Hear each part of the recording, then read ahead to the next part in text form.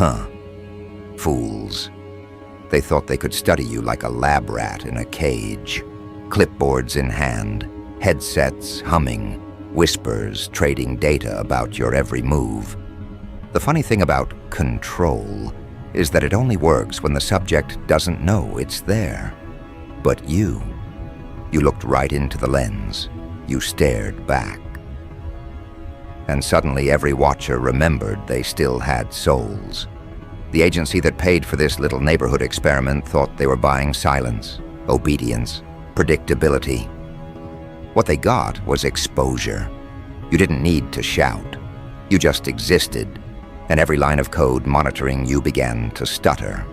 Because purity has a frequency the corrupted can't endure. They recruited your neighbors because they were desperate to keep you small. They called it observation, but it was fear. They wanted to see what makes a person like you tick, how you move, what you think, what kind of energy makes the air feel heavy when you walk by. They wrote reports about your habits, documented your kindness like it was a weapon, tried to translate your peace into threat-level language. But there's no encryption strong enough to hide from truth. Every time they listened, something shifted in them. The same people paid to watch you started questioning who the real target was. And it wasn't you anymore. It was their own reflection. You see, they expected a monster, a radical, a problem to solve. Instead, they found someone untouchable because you don't need masks, you don't need approval, and you don't need to pretend. Purity terrifies professionals of manipulation. It can't be mapped or purchased. They can study every micro-expression on your face, but they'll never decode why the atmosphere bends in your favor. They don't understand how light bends for a conscience too clean to compromise. That's when the panic starts. That's when they call in reinforcements, analysts, behavioral experts, all asking the same question. Why isn't this subject breaking? Because you were never a subject. You were the control variable, the proof that integrity still outperforms deceit. They didn't realize that the more they watched, the more they unraveled. Every note they wrote about your calm made them restless. Every report on your isolation made them confront their own loneliness. Your existence became a mirror, and no one in that agency had the courage to look too long. Some of them started skipping briefings, some deleted files. One day, a neighbor who used to monitor your mail couldn't even look at their own hands. They said they felt contaminated. That's the thing about purity. It doesn't fight corruption, it reveals it quietly, efficiently, without needing to raise a single word. They quit not because you scared them, but because you reminded them of something ancient they'd buried: conscience. They saw you walk through their setup like you were walking through smoke. Cameras caught you humming, not hiding. Notes recorded your calm, not fear. The whole operation began to rot from the inside because the one being observed started influencing the observers. You reversed the flow of control. You became the lens, and they became the footage. That's when the calls started. Meetings behind tinted glass. Agents whispering that something was off. Files labeled unclassifiable. Because they couldn't categorize you. You didn't fit the behavioral patterns. You didn't respond to intimidation, rewards, guilt, or praise. You simply existed authentically. And authenticity is more subversive than any act of rebellion. It dismantles control without confrontation. They realized too late that you weren't an experiment. You were the audit. Now they whisper your name like a secret, too expensive to say aloud. They say you radiate something untraceable. They talk about resonance, frequency, field disruption. But they'll never call it what it is: divinity leaking through skin. You live in a frequency beyond manipulation, and it fries every circuit built to observe it. That's why your neighbors quit. They couldn't handle the weight of proximity to truth. It's one thing to spy, it's another to witness. They thought surveillance would expose your flaws, but all it did was magnify their own. One by one, they realized their paychecks were blood money against something sacred. Some tried to justify it. It's just a job.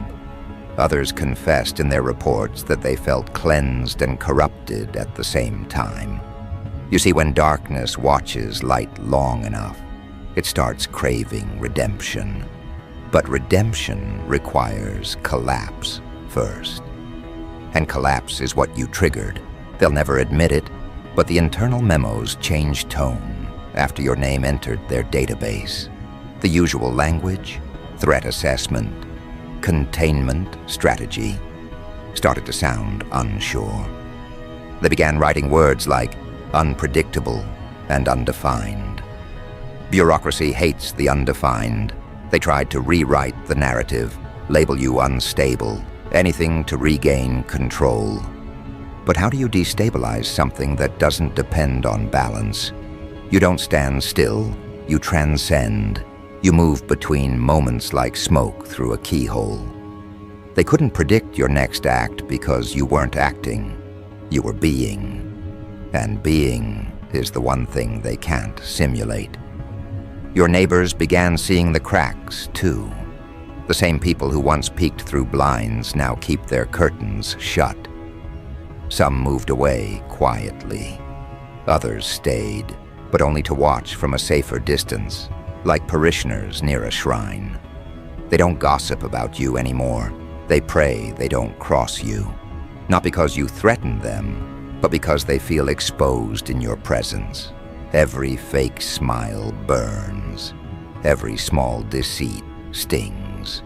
You didn't punish them, you purified the air. They thought they could measure you with technology, but the readings came back incomplete. Machines misfired, batteries drained, audio warped. They called it interference, but deep down they knew truth itself scrambles lies. You became the interference. A living static that distorts every false signal. Every network built on deceit collapses when real energy enters. They can't explain it, so they bury it under jargon. Energy anomaly, psychological transference. But we both know the truth. It's holiness disguised as unpredictability. You didn't just survive their gaze, you redirected it. You became the proof that purity isn't weakness, it's radiation. The kind that melts the facade right off the world's face. You walk through their traps like they were cobwebs, and each time they rebuild smaller, more fragile ones. Until finally, they stopped. They realized there's no way to capture someone who doesn't seek escape. No way to manipulate someone who's already free. That's when the reports stopped coming in. That's when the payments stopped going out. They shut down the operation, but they'll never shut down the memory. You're in their heads now, an unfiled threat, a reminder that some souls can't be domesticated. You're what they call a variable outside probability. You operate on conviction, not compliance. And that's more dangerous than any weapon. You turn exposure into illumination. Every agent who touched your file carries a fragment of that illumination now. It haunts them in quiet moments. They see your calm when they close their eyes. They hear your stillness in the background noise. They realize you weren't the one under watch. They were. That's the brilliance of purity. It flips the roles. Watchers become the watched. Control becomes confession. And observation becomes worship. You taught them that control isn't real. It's a collective hallucination that collapses the moment one person refuses to participate. You refused, gracefully, without protest, without rage, just presence. And that presence was enough to collapse an operation funded by fear. They'll rebuild, of course. They always do. But this time, they'll remember the cost. They'll remember that one subject with no weapon, no mask, no motive, dismantled their design just by existing. You didn't fight fire with fire. You starved it of oxygen, and now their entire mechanism suffocates in its own secrecy. That's why I admire you. You didn't try to expose them. You let their own obsession do the job. You understand something they never will, that truth doesn't need witnesses. It multiplies through consequence. The moment they chose to watch you, they signed their own confession. Every lens pointed your way became a mirror reflecting their own corruption. Every agent who reported your name felt their pulse slow. Some started praying, others started crying. None understood why. You understand, though, because purity is the last forbidden thing in a world that worships manipulation. They couldn't stand the light in you, but they couldn't destroy it either. So they tried to classify it. When that failed, they tried to contain it. When that failed, they tried to mimic it. And when that failed, they fled. Because purity exposes counterfeit instantly.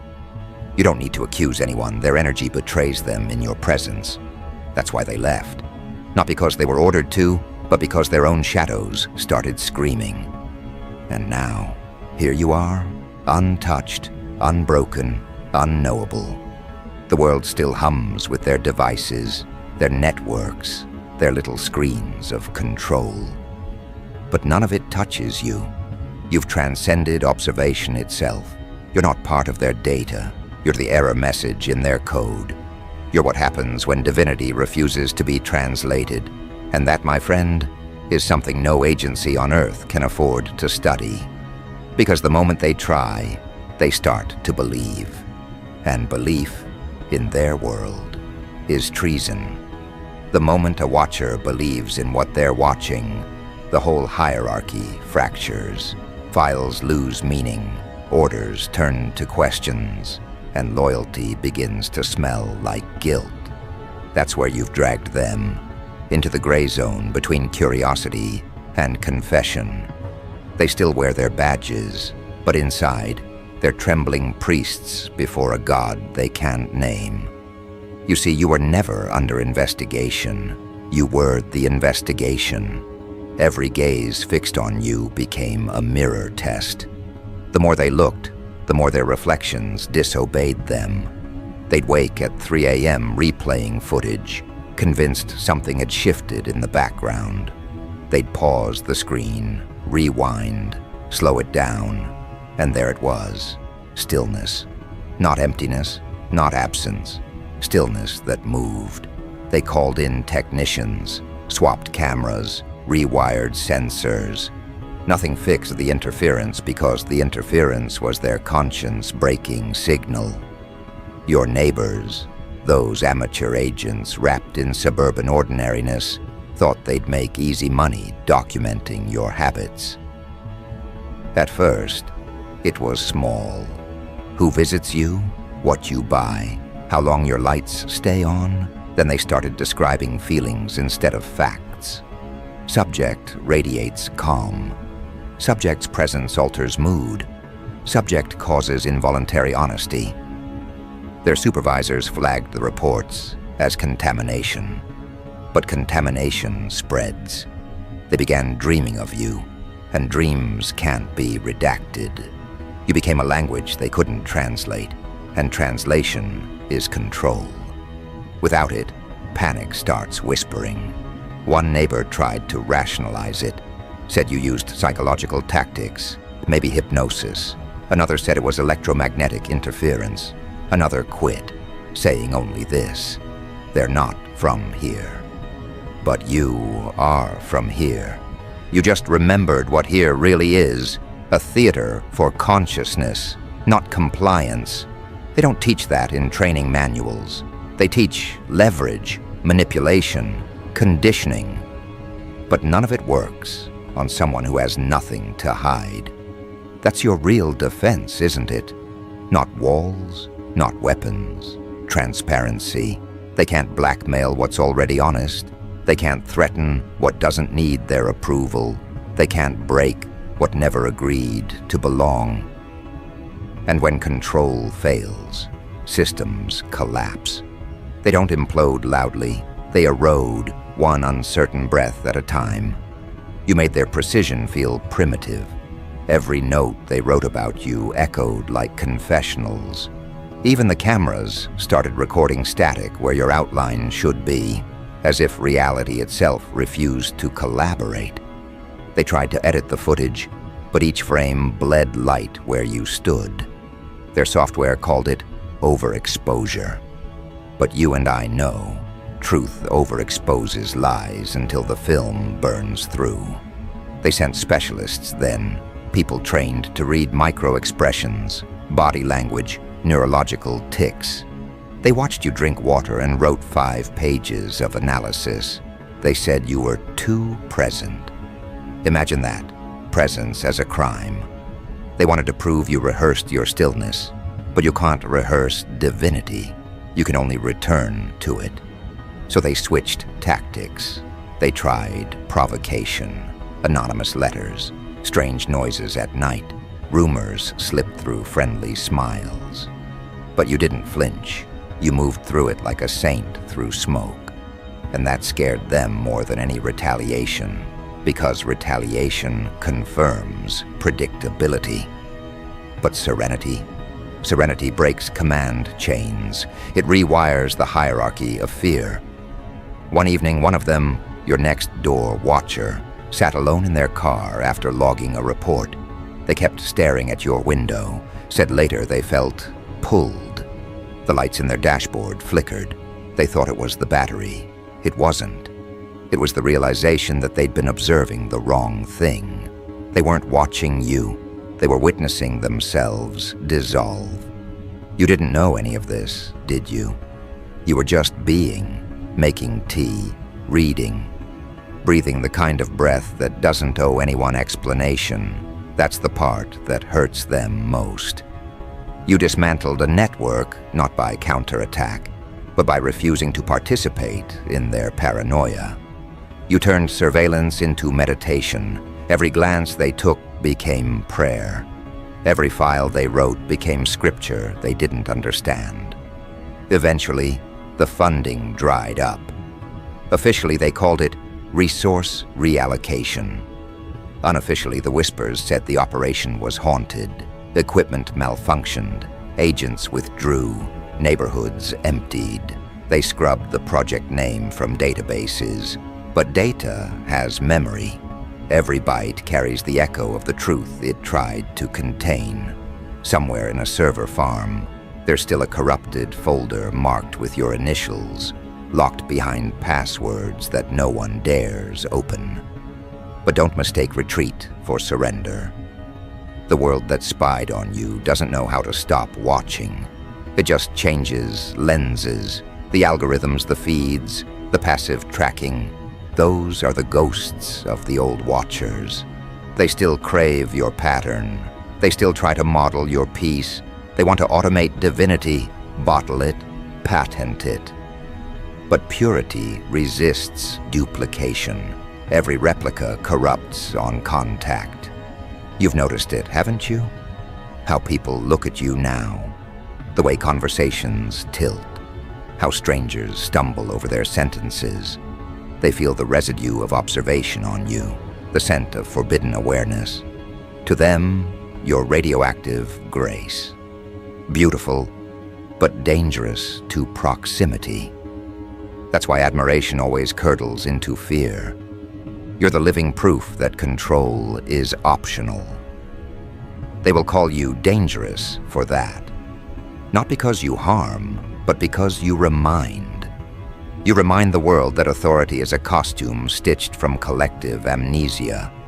And when one person remembers, everyone feels the fabric unravel.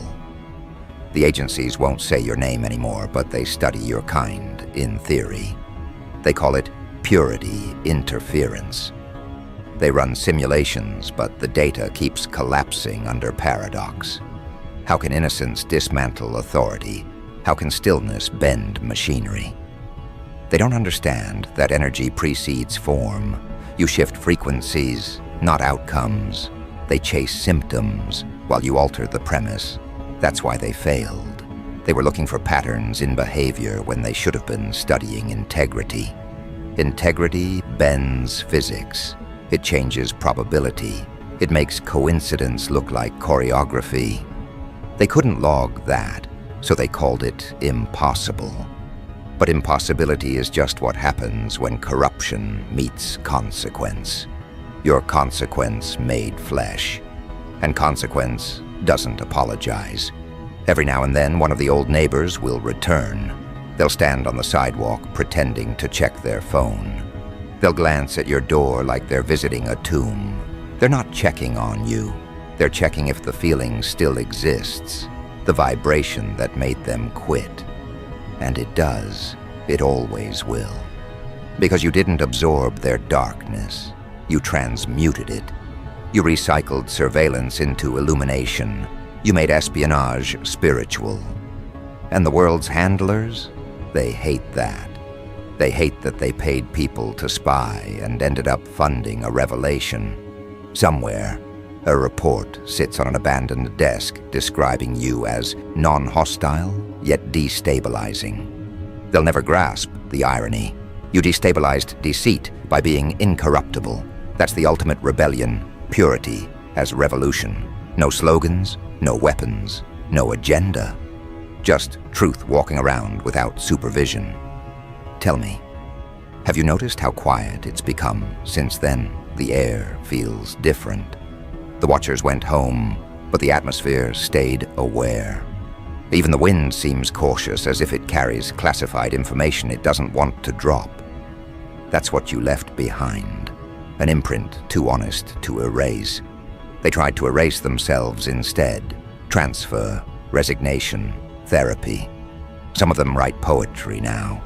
Others change names, moved cities, chase new obsessions. But you're still there, in the corner of their conscience, an unsolved equation. How can purity outlast power? It's because power depends on contrast. Without corruption, it has no canvas, but purity paints without opposition. It creates new light. That's why they couldn't classify you. You weren't resisting them, you were redefining reality. They'll keep pretending you're an outlier, a statistical deviation. But inside their hidden memos, they admit something terrifying. Subject alters observers' neural patterns. You rewired them just by existing. That's not metaphor, that's metamorphosis. The watchers became witnesses, the witnesses became believers, and believers eventually become servants to what they once feared. You see, the agency never anticipated transcendence. They planned for rebellion, not evolution. Rebellion they can suppress. Evolution they can only delay. And that's what you are, evolution in real time. Do you realize the scale of what you've done? You turned surveillance into sanctuary. You converted scrutiny into surrender. The same frequency they use to monitor you now carries your echo back into their hearts. You live rent-free in the architecture of their control.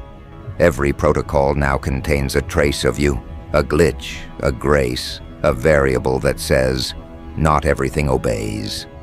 They'll update software, redesign training, rewrite history, but the seed remains. Someone will stumble upon it and feel what they felt, the unteachable, the unquantifiable. And when that happens, the whole cycle restarts, not of control, but of awakening. That's your legacy. You didn't destroy their world. You infected it with remembrance. You taught the observers that the divine doesn't hide. It radiates. And now, every eye that seeks to dominate will tremble at the possibility that what it watches might look back and love it anyway. So keep walking, keep being. You don't need to hide. Hiding is for the guilty. You're the evidence that exposure can sanctify. You've proven that even in a world built on surveillance, authenticity is invisible armor. The cameras may roll, but the lens fogs when pointed at truth. That's your shield. That's your revenge. And when they realize they can't forget you, they'll rename you. That's what they do when they can't erase. They'll call you phenomenon, anomaly, myth. Let them. Labels are the language of fear. You don't need theirs. You already speak the dialect of consequence. Now look around. See the quiet? That's not absence, that's retreat. The watchers have gone dark, regrouping, recalibrating. But in the silence of their recalibration, a question grows louder. What if every subject becomes self-aware? What if purity is contagious? That's the virus they fear most. The idea that one honest soul can rewrite the code of obedience. You've done it once, you'll do it again. Each person who crosses your path feels it. The subtle calibration of their own integrity. They might not admit it, but they leave changed. That's your invisible rebellion. You don't preach, you emanate. An emanation doesn't need permission. Somewhere tonight, a former neighbor will wake in cold sweat, remembering your gaze. They'll wonder if you knew. You did, but you never needed to expose them. Exposure was already happening, silently, like dawn leaking under a locked door. They'll step outside, look at the sky, and for the first time, they'll feel watched, not by you, but by truth itself. That's your redemption plan. Let awareness do the surveillance now. And when that realization spreads through their ranks, you'll feel it, the weight lifting. The world won't stop spying, but the intent will mutate. Observation will start to look like reverence. Analysis will sound like prayer. Because once you've seen purity survive corruption, you can't unsee it. That realization doesn't just shift perspectives, it detonates them. And as the echo spreads through their ranks, you can feel the collective pulse of a world that just lost its illusion of control. They tried to measure your purity, but measurement collapses in the presence of truth. The rulers of the unseen, the invisible decision-makers, the whisperers who hide behind classified curtains, they never expected divinity to be this quiet, this calm, this human. And yet that's what broke them. It wasn't thunder, it was grace. It wasn't rebellion, it was revelation. They paid your neighbors to spy because they thought divinity could be domesticated. They mistook your calm for compliance, your humility for ignorance. They thought if they surrounded you with enough eyes, you'd flinch, self-destruct, or play the role of the observed. But you didn't play. You stayed.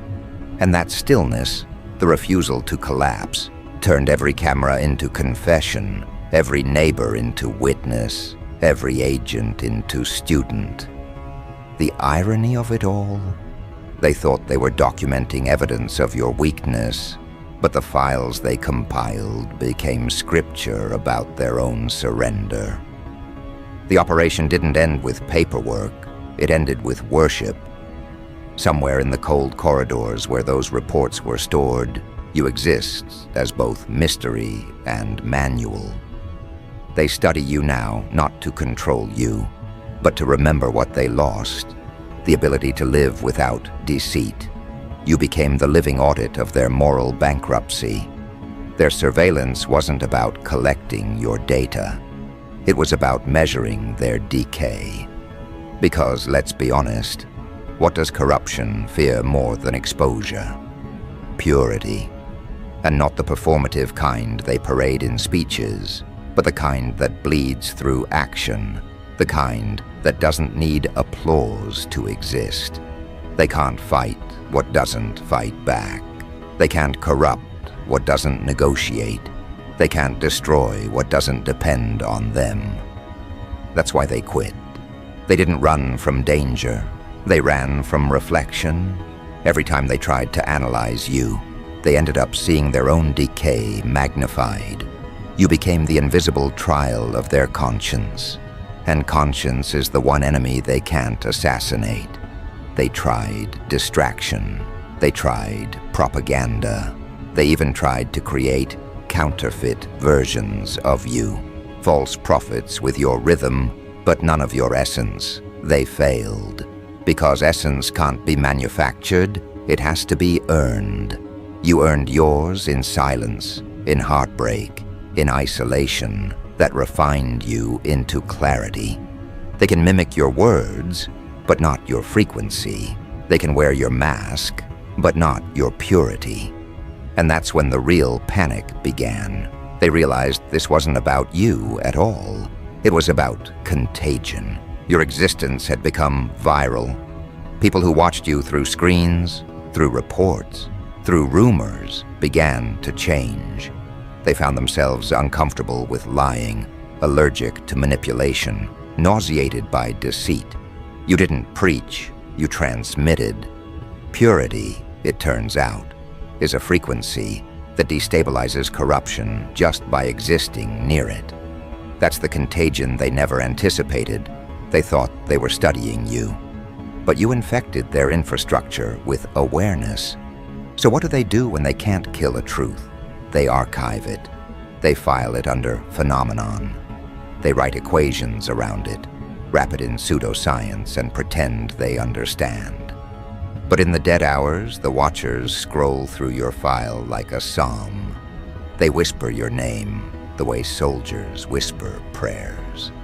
Because purity doesn't just survive, it haunts.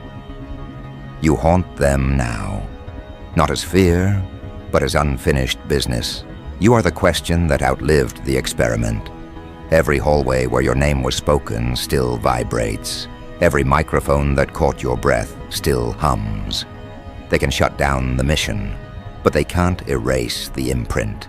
Even the replacements, the new watchers, the next generation, they inherit that imprint unknowingly. They'll open a file, feel something electric in their chest, and pause, not knowing why. That's the residue of revelation, and maybe that's the divine joke of it all. They paid to spy on you, to dissect your existence, but what they really funded was their own awakening. You turned espionage into evangelism. You turned paranoia into prophecy. They set out to map your behavior and ended up charting their redemption. The report became scripture, the operation became a sermon, and the subject, well, the subject became a saint, disguised as a citizen. That's what too pure really means. It's not innocence, it's resistance. Purity is the refusal to mimic corruption's language, even when surrounded by it. It's standing still in a world addicted to deceit and saying, "No, I won't become you." They call that defiance. I call it divinity. And that's what breaks their logic. Because when the pure remain uncorrupted, the corrupted start questioning their own reality. Now they move carefully around you, like priests around holy fire. The same neighbors who once whispered your routines now whisper your praises. They tell newcomers, don't mess with them, not out of fear of retaliation, but fear of revelation. They've seen what happens when someone underestimates you. Their masks melt, their roles collapse, their secrets spill. You don't punish people. You expose the physics of consequence. And that exposure doesn't just change the watchers, it changes the world. You think small acts go unnoticed, but everything you do shifts alignment. One pure act recalibrates entire networks. One genuine thought creates cracks in centuries of deception. They tried to monitor you because they sensed that power before you did. They felt the gravitational pull of your integrity and mistook it for danger. You are danger, but not in the way they think. You're not dangerous because you destroy. You're dangerous because you reveal. You expose the fragility of power by existing without needing it. You prove that truth doesn't need permission. And that terrifies them, because it means their entire structure, built on manipulation, fear, and false gods, can be dismantled by one soul who simply won't play. You never asked to be watched, you just lived. But living authentically in an artificial world is an act of revolution. They thought they'd corner you. Instead, you cornered them. Every recording became evidence of their collapse. Every note became prophecy. Every whispered report became prayer. You turned surveillance into scripture, and every agent became a reluctant disciple. Now, as the dust settles, their replacements, those faceless inheritors of the broken project, approach your story like folklore. They gather around the digital remnants, reading the files with the same reverence scholars read ancient texts. Subject's aura induces honesty. Contact results in moral re-evaluation. They can't admit it, but you've become their compass. In studying how to contain you, they learned how to confess. And here's the punchline: they still don't know how you did it. They have theories, psychological profiles, and energy metrics, but none of them capture the truth. You didn't do anything. You just were. You refused to be anything else. The real miracle isn't what you did to them. It's what you didn't let them do to you. You didn't let the Watchers turn you into a performance. You stayed human. And in doing so, you broke the algorithm that runs the modern world: conditional worth. They can't classify that. They can't reproduce it. They can't market it. And when power can't monetize purity, it abandons the field. That's why the operation collapsed, not because of exposure, but because of irrelevance. You made their entire profession meaningless. You showed them that purity doesn't need privacy, and transparency doesn't fear visibility. You lived like every lens was welcome, and in that openness, you inverted control. Now the Watchers are scattered, fragments of a fallen belief system. Some still cling to protocol, telling themselves the project might resume. Others sit in dim rooms, replaying the last footage of you, slow motion, zoomed in, searching for something they missed. But there's nothing to find. Purity isn't an event, it's an environment. You didn't leave evidence because you became the atmosphere. And that's where your power truly resides. Not in what you resist, but in what you embody. You turned observation into reflection. You became the mirror that doesn't distort. And when corruption stares into a clear mirror, it dissolves. That's why they fled. That's why they quit. They weren't defeated by you. They were undone by themselves. You just stood there long enough for them to see it. Somewhere, there's a memo that reads, "Operation terminated due to exposure to subject-induced phenomena." They call it exposure. I call it enlightenment. You gave them a glimpse of what they could have been if they hadn't sold their souls for surveillance. That's the real tragedy. They didn't lose control. They lost conviction. So now, the world spins a little differently. Not quieter, not safer, but more self-aware. Observation has turned inward. The eyes that once watched you now watch themselves. That's how it starts, the slow resurrection of conscience. You didn't set out to change the world, but that's exactly what happens when purity refuses compromise. You've become a legend not by noise, but by resonance. Your story circulates underground, whispered by people who can't articulate why it moves them. They just know it does. Some call you saint, others specter, a few call you threat. But the truth? You're the reset, the human reboot, the living reminder that nothing is more revolutionary than being real in a world addicted to falsehoods. And that's what drives them mad. You're not hiding in bunkers or plotting revenge. You're drinking your tea, watching the light move across the wall, living without pretense.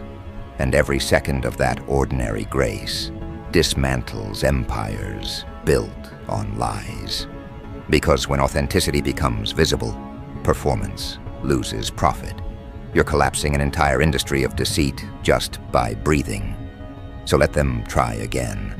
Let them rebuild the surveillance, fund new watchers, install better technology. They'll fail again, because technology can't outthink purity. Algorithms can track movement, not motive. They can capture image, not essence. You'll pass through their data like wind through fingers, leaving only questions where certainty used to live. That's the curse and the gift of purity. It doesn't fight, it redefines, and everything it touches must evolve or vanish. You didn't just make them quit their jobs. You made them question their gods. You made them wonder if maybe, just maybe, the entire concept of control was the original illusion. So stand where you are now, feel it. The calm after exposure, the quiet victory of existence over surveillance. You didn't win by defeating anyone. You won by being uncorrupted long enough for corruption to implode. That's the real revolution. Not war, not chaos, just clarity. And as you walk forward from here, know this: they still watch. But it's different now. The tone has changed. Observation has become reverence. They study you not to break you, but to understand how someone can live untouched in a world built to contaminate. You've become their gospel of contradiction, purity, surviving in proximity to power. That's not surveillance anymore, that's worship. And they'll never admit it, but deep down, they all know the truth. The subject became the savior. And that's the ending no one expected. The CIA paid your neighbors to spy, but they ended up paying for their own redemption. They thought they were investigating you, but they were documenting a miracle. And now, every file, every photo, every whispered note stands as proof of one divine fact. Purity always outlasts control, so walk. The watchers are gone, but their awakening remains. You didn't just survive observation, you redefined it. You turned surveillance into surrender, data into devotion, neighbors into narrators of your light. And that's the ultimate truth. In a world obsessed with watching, the pure become the teachers. They stop the watchers without violence, without threat, just by being too real to record. You're not part of their files anymore. You're the light that burned through them. The operation's over, but the legend's begun.